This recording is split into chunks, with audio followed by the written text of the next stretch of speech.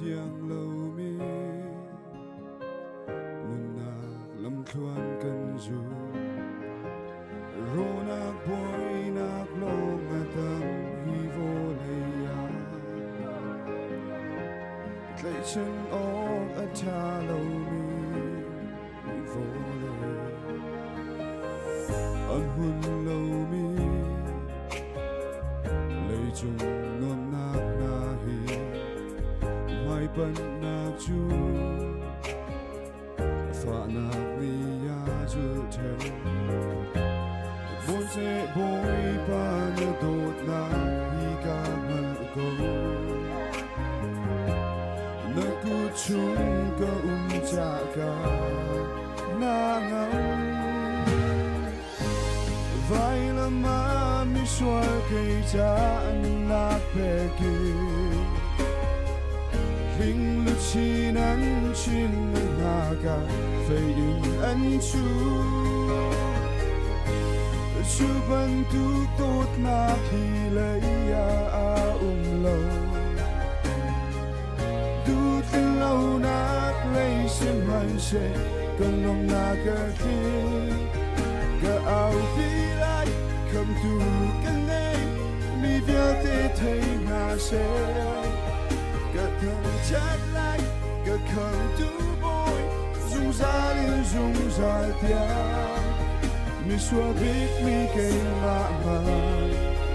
nên na biết tiếng ý hạ cả đô dạy ngày lâu chỉ câu hận mi ở quay lâu đô tu càng ngày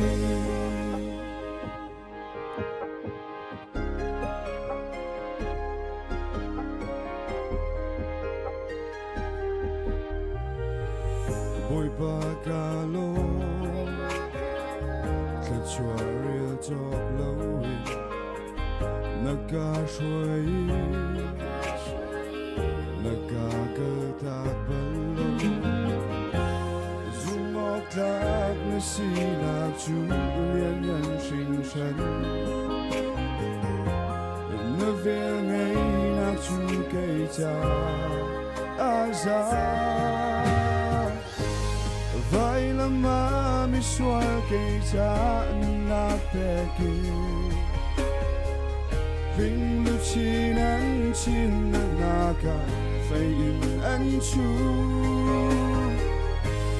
chú bận tu tốt nạc thì lấy ya lâu tu tin lâu nạc lấy xin man sẽ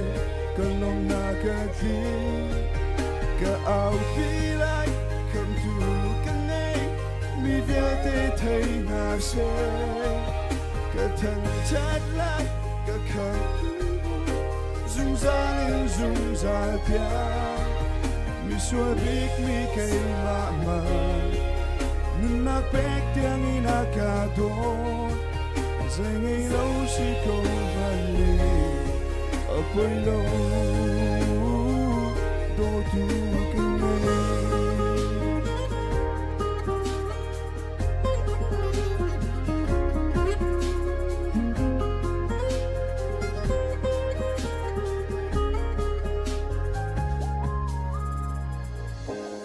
vai là ma mi xoa cây cha nên nạc bè kia